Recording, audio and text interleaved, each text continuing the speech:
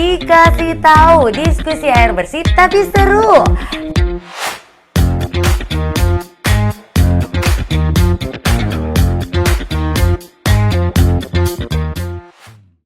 Halo, selamat datang di talk show Dikasih Tahu, diskusi air bersih tapi seru. Dan ketemu lagi dengan saya Sinta Samsul Arif yang akan menemani teman-teman semua sampai dialog kita hari ini selesai. Tonton terus dialog kita hari ini karena akan ada surprise untuk penonton yang menyaksikan dari awal sampai akhir. Seperti kita ketahui bahwa air minum yang biasa kita konsumsi sehari-hari itu terlihat bersih, bening, yang seakan-akan kita aman untuk meminumnya. Tapi tahu nggak sih kalau akses air minum di Indonesia yang aman dan berkualitas itu baru 12%. Belum lagi adanya isu BPA yang ada dalam botol-botol kemasan air minum. Nah, BPA ini termasuk adalah salah satu zat yang berbahaya bukan hanya buat semuanya, spesifikasinya kepada ibu hamil dan janinnya. Karena paparan BPA yang pada saat masa kehamilan ini terbukti dapat mengganggu proses pembentukan dan perkembangan organ tubuh janin termasuk otak.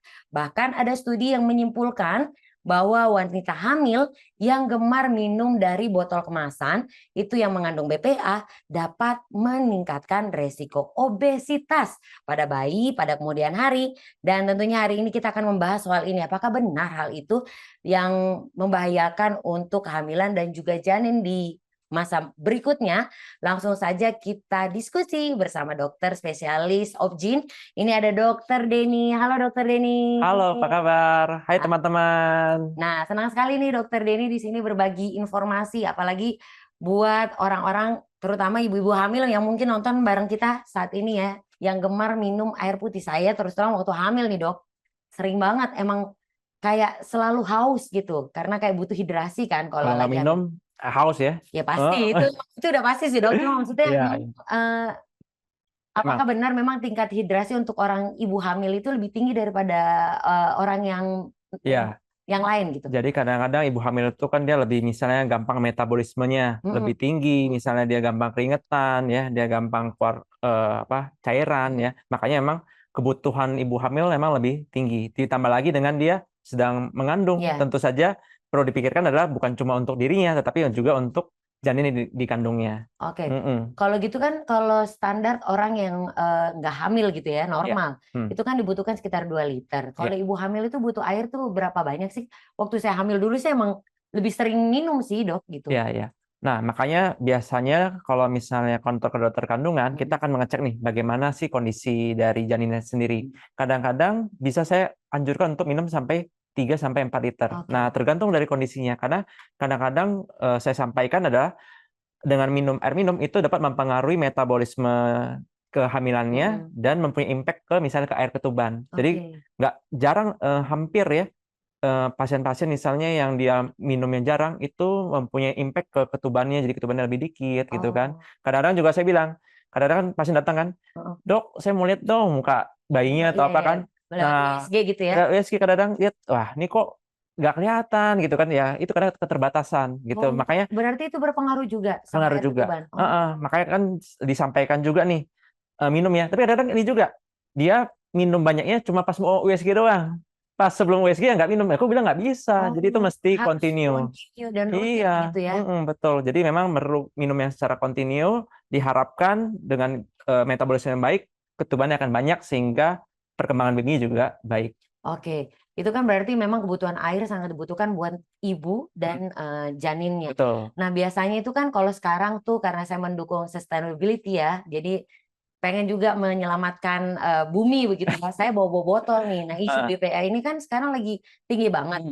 Bagi saya yang bawa botol ya mungkin itu agak mereduce, tapi Ya. orang-orang yang mungkin masih sering beli minuman dalam kemasan ini gimana isu BPA ini? Nah, memang isu-isu ini baru muncul belakangan ini Ya. karena mungkin baru viral. Tapi sebenarnya kalau di luar negeri ada beberapa negara, misalnya di Prancis, di Amerika itu sudah melarang ya. Jadi untuk menghindari hal itu. Jadi BPA itu apa sih? BPA itu adalah bisphenol A. Jadi dia itu suatu kandungan yang ada dalam pada saat seseorang ingin membuat polikarbonat dalam membuat suatu kemasan yang berupa plastik. Jadi memang itu ada kadar batasannya. Jadi batasan yang dikatakan aman itu adalah kalau bisa adalah 0,05 ppm ya, atau kalau dari hitungan berat badan adalah 0,0002 mikrogram per kilo per hari. Itu Nah, apaan? Rumus apa tuh? itu kandungan Oke. yang seharusnya jangan melebihi dari itu. Oke. Jadi kadang-kadang memang ada yang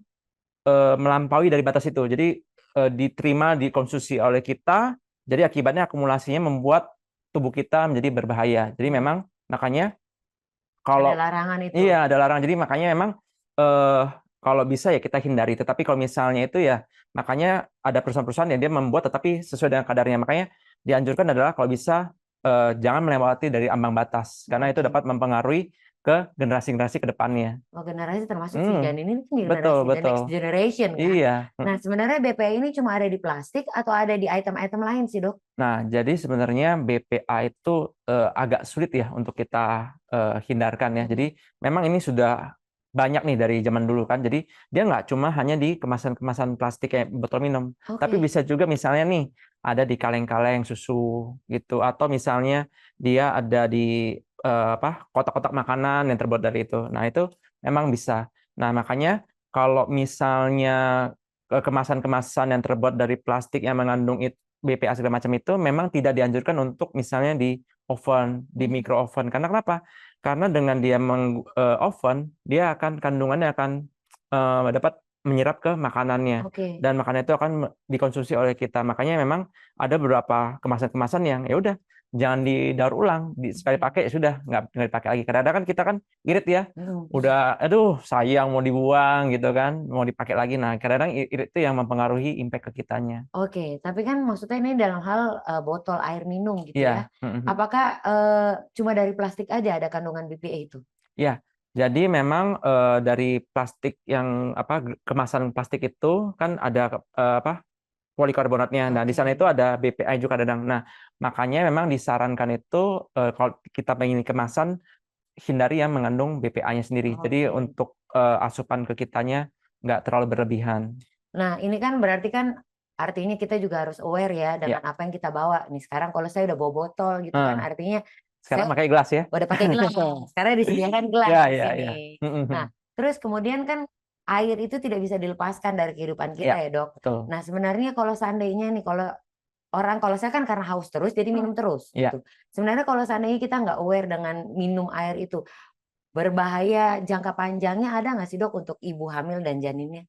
Ya, jadi memang dengan mengkonsumsi BPA yang berlebihan tentu akan membuat impact ya ke ibu hamil maupun ke janinnya. Salah satunya misalnya nih ke ibu hamil dikatakan dapat mempengaruhi kayak diabetes ya, kadar gula darah terganggu, mempengaruhi juga ke ginjal, terus juga mempengaruhi juga ke jantung dan mempengaruhi juga misalnya dia ada tekanan darah tinggi dalam kehamilan. Jadi kadang-kadang juga ada namanya kalau ibu hamil ada namanya preeklamsi juga. Nah, jadi itu dapat membuat impact. Nah, secara nggak langsung kan ibu kan memberikan nutrisi ke Ke anaknya, babynya. ke Ya, janinnya. jadinya kalau ibunya berdampak akan membuat nutrisinya terhambat juga. Oke. Jadi membuat si babynya misalnya pertumbuhannya terhambat atau misalnya babynya perkembangan janinnya nggak sesuai dengan grafik ya atau membuat misalnya ketubannya jadi kurang gitu. Jadi secara nggak langsung juga akan membuat impact ke kandungan babynya juga. Oke, itu kan berarti emang fungsi air ini sangat dibutuhkan. Ya, Namun kalau seandainya memang kapasitas air udah terpenuhi, tapi kualitas airnya kurang bagus, itu ada dampak juga nggak? Artinya mungkin airnya kurang bersih atau kurang kurang bagus lah, kurang steril, itu berdampak juga nggak, Dok, sama ibunya dan janin? ya tentu saja. Jadi misal nih, kalau dia konsumsi yang nggak bersih ya kan atau mengandung mikroorganisme bakteri, tentu saja itu akan membuat impact ke kondisi ibunya sendiri. Misalnya ibunya lebih rentan, imunnya lebih turun atau terdampak misalnya kena infeksi dan tentu saja itu akan membawa impact ke janin sendiri Janinnya juga.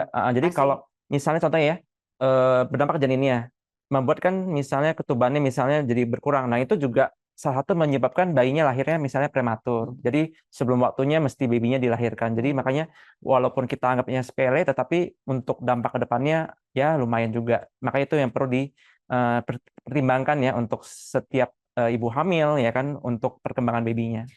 Nah, Dok, tadi kan udah membahas nih soal BPA sendiri. Seperti tadi kita ketahui bahwa akses air minum yang aman dan berkualitas itu di Indonesia masih 12%, Dok. Nah, terus nih bagaimana caranya kita mengetahui bahwa air bersih itu sudah benar-benar bersih, sementara harus kita konsumsi buat ibu hamil dan janin. Ya, jadi makanya memang dalam kita mau konsumsi air, kita sebaiknya memilih, Ya, ya kan? Kita pilih, kita minum yang seperti apa. Jadi jangan sampai kita asal doang. Nah, makanya memang, eee, hindarilah makanya kalau misalnya kita memilih, minuman-minuman, hindarilah yang mengandung BPA, ya, untuk mengurangilah untuk paparan kitanya. Karena kalau tentu saja kalau terlalu sering ya tentu akan berdampak ke kita sendiri. Terus kalau misalnya kita misalnya yang di, pedalaman segala macam, nah itu kan memang agak susah ya, untuk ya, aksesnya kan. aksesnya. Nah makanya memang, itu juga memang kita agak kesulitan. Jadi makanya ya kalau misalnya itu ya kita usahakan kalau kita masak ya kita pastikan Oh, dia boleh berarti airnya dimasak dulu itu lebih bagus. kalau di pedalaman misalnya nih, Oke. kita khawatirnya airnya itu kita nggak yakin juga kebersihannya. Takutnya kan kadang-kadang kan ada juga mikroorganisme yang kita nggak tahu tuh, Iya. ya kan. Kalau misalnya kita dapatnya misal dari air gunung yang bersih ya silakan, tapi kalau misalnya yang, di pinggiran yang agak kurang ya kan, kalau misalnya, tanpa ya kita tahu sendiri kalau di Indonesia sendiri air minumnya belum bisa kita konsumsi langsung, Iya, berbeda dengan betul. kalau misalnya kita di luar. Kalau di luar kan mungkin ada yang langsung minum Tap dari waternya bisa langsung heeh, langsung minum minum ya dari, kan? dari kerannya bisa minum gitu kan. Nah, kan di Indonesia sendiri memang untuk aksesnya emang agak-agak sulit. Nah, itu yang membuat kita memang perlu pertimbangan. Jadi, ya untuk paling nggak meminimalir, Oke. kontaminasi ke tubuh kitanya. Oke, bagaimana dengan penggunaan botol air isi ulang itu, Dok? Mhm, Itu kan rata-rata sekarang aksesnya banyak orang di Indonesia adalah beli botol, kemasan air yang diisi ulang. Itu gimana, Dok? nah, makanya pada saat kita memilih itu, kita pastikan dulu nih, bagaimana kondisi dari botolnya Mhm, sendiri, mhm, ya kan?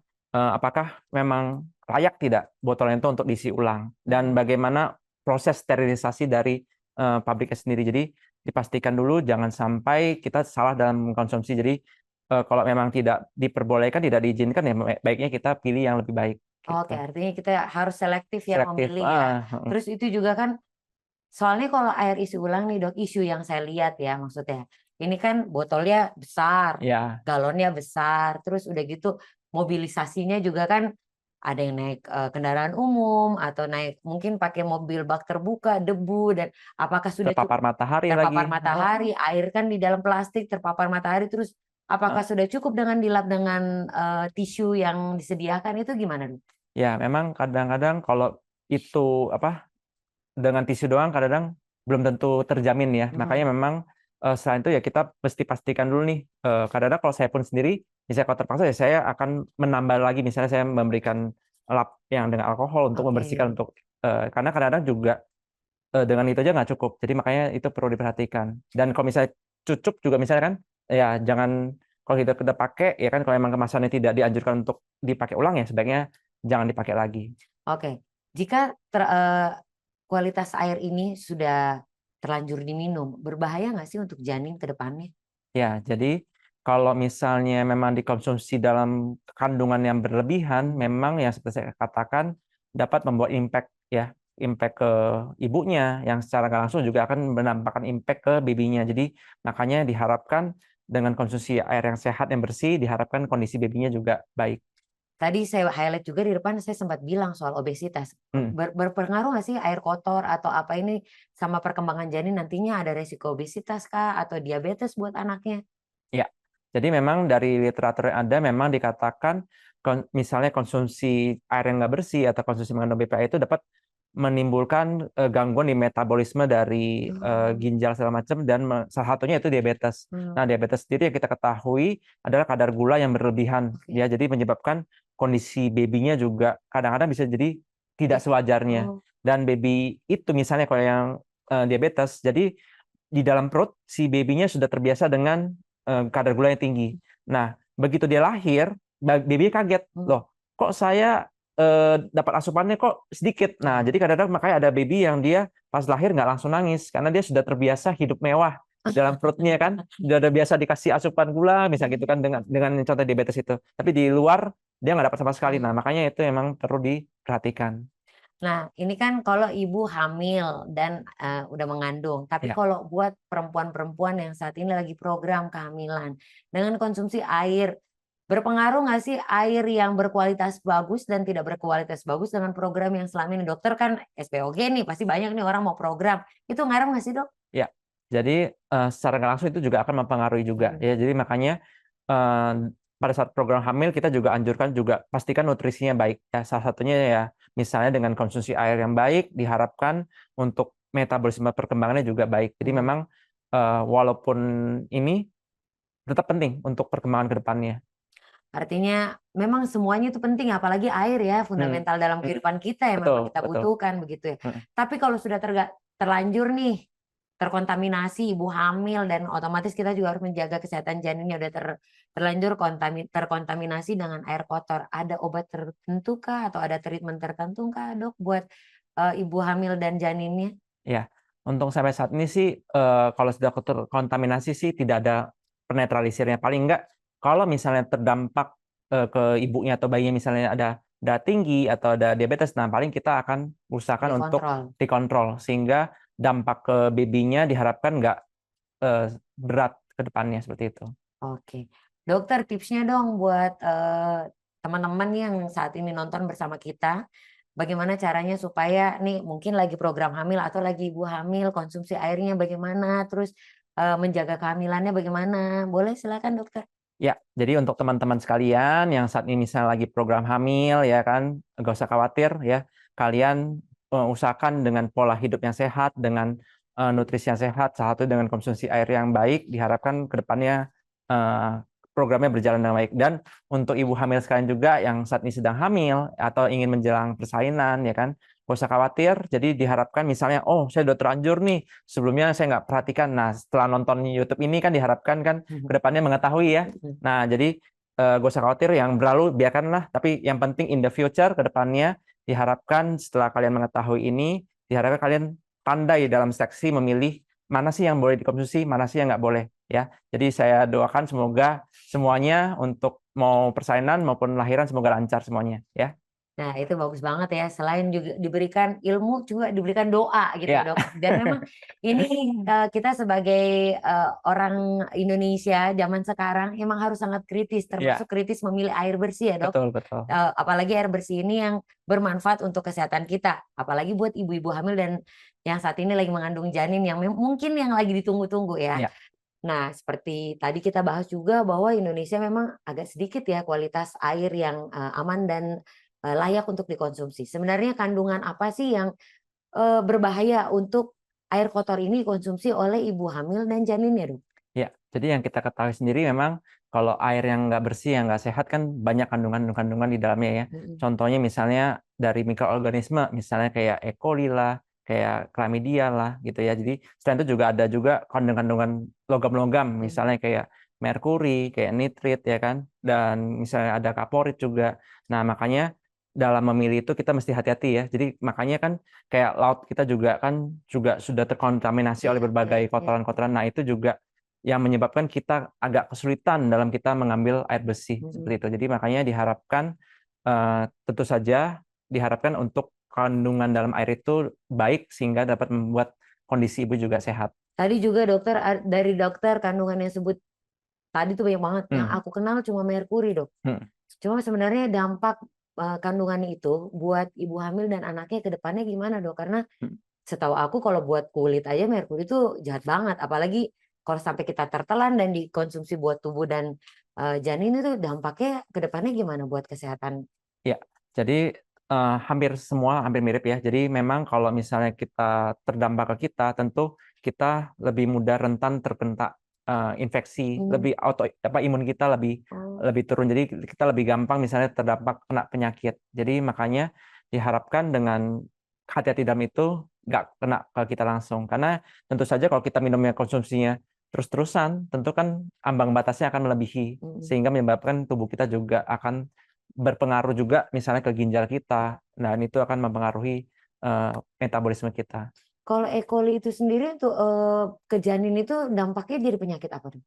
dia nggak akan menyebabkan secara langsung karena kan ibunya lagi hamil kan. Jadi Oke. tapi tentu saja misalnya nih ibu nggak sengaja minum kayak gituan Mhm. menyebabkan misalnya ke ibunya dampaknya misalnya nih dia jadi diare ya Oh. kan. Tapi secara nggak langsung juga menyebabkan misalnya konsumsi airnya berkurang, apalagi Mhm. kalau ibunya susah minum. Mhm. Nah, jadi asupan ke babynya juga berkurang untuk Mhm. cairan tersebut. Jadi sehingga babynya juga akan berdampak secara nggak langsung juga. Oh, berarti kalau E. coli-nya yang kena Hmm, berarti ke ibunya ya, tapi iya, janinnya jadinya mau nggak mau mau kena pasti juga karena kan nutrisi transfer. oh, oke, Dok. Mhm. Terima kasih Dokter Dewi Sama-sama, atas makasih. informasinya. Terima kasih. Sama-sama.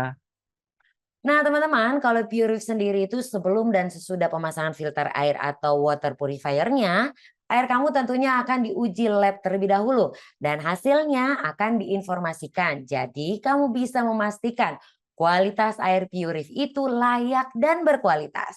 Ini cocok banget buat kalian yang lagi mencari alternatif air minum yang terbebas dari BPA dan kandungan kimia lainnya, jadi pastinya aman. Dan cocok banget nih buat kalian yang lagi mencari alternatif air minum yang terbebas dari BPA dan kandungan kimia lainnya. Jadi pastinya aman untuk ibu dan janin nih. Ya, Purif memiliki beragam pilihan water purifier atau dispenser tanpa galon yang dapat memurnikan air di rumah hingga aman untuk diminum. Dengan harga yang terjangkau tentunya, air di rumah kamu akan difilter dan disterilisasi agar bebas dari bakteri, virus, dan sumber penyakit lainnya. Tentunya dispenser Purif ini aman untuk bumil dan juga janinnya.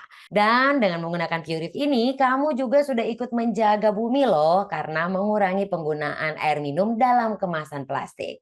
Dan akhirnya kita sudah di penghujung acara nih. Tadi di awal saya sudah bilang bahwa akan ada surprise untuk yang nonton dari awal sampai sekarang. Nah, Purif lagi mencari rumah yang airnya paling kotor. Caranya gampang banget. Kamu cukup ceritain pengalaman terburuk kamu ketika pakai air kotor di rumah kamu di kolom komentar. Dan untuk informasi lebih lengkapnya, kamu bisa cek di Instagram kita yang ada di sini nih @purifofficial atau ke website kita di purif.co.id.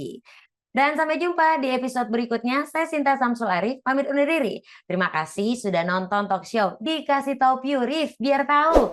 Jangan lupa subscribe dan aktifkan loncengnya supaya nggak ketinggalan diskusi air bersih lainnya. Dadah!